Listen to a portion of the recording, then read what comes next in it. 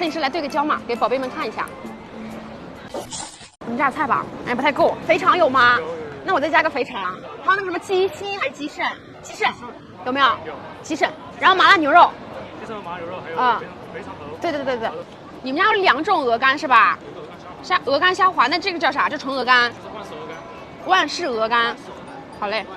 我又在火锅店里看到了鹅肝了，这种东西不是都是在那种高级的法式餐厅或者是自助餐吗？我第一次吃火锅煮这种哎。这是一大坨掉了，摄影师掉了哦，谁敢吃？摄影师来对个焦嘛，给宝贝们看一下。摄影师，真香。鹅肝熟了吗？我刚熟了，高熟了。快！焯了2分钟，完了会不会不嫩了？火锅里面煮鹅肝，咱吃过吗？我来帮大家尝尝啊。哇，这好吃，可以再来一盘。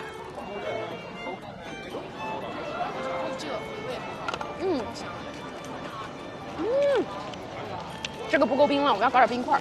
加冰。我真的，一到夏天，元气真是沉香往家里搬，各种口味儿，这么多口味，我最喜欢就是山楂味儿，冰冰凉凉，酸酸甜甜，这一打开就是很浓郁的一股山楂香味。酸酸的，好好喝，好解腻啊！关键是它这个是零糖、零脂、零卡的，喝下去也没啥负担。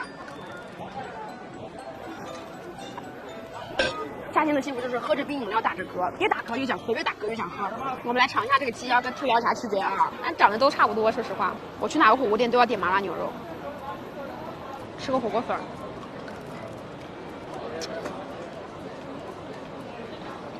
我这样干结式。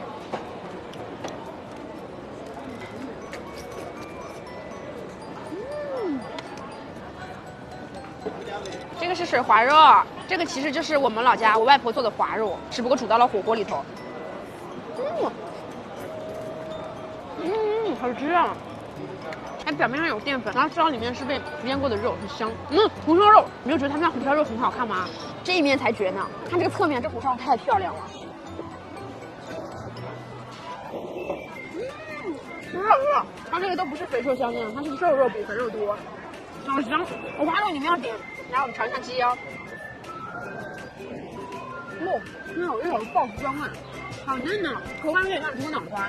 兔腰是比较实的，它这个没有，一咬就爆的，中间会有一点点空心，而且我觉得更嫩呢，有点爆皮风，水水的。来，come on。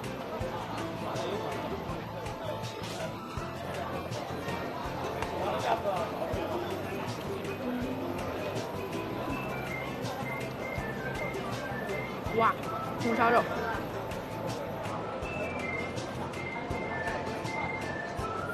我们尝一下这个椒麻牛舌。这舌头好脆，这是一个，这越嚼越能吃到那个花椒油腌过的味道，麻麻的。刚刚小姐姐特意给我们推荐了鹅肝虾滑，他们家菜其实跟别人家真是不一样，你发现没有？火锅煮红烧肉第4件，火锅煮鹅肝第4件，虾滑也是，里面还有鹅肝，这个都没咋见过，还可以。如果你们想要猎奇，想吃一点新的不一样的火锅，可以到他们家来尝一尝哦。而且主要这几个东西都还不差哟。来，最后尝一下他们家这个，好嫩，比正常的虾滑还要嫩。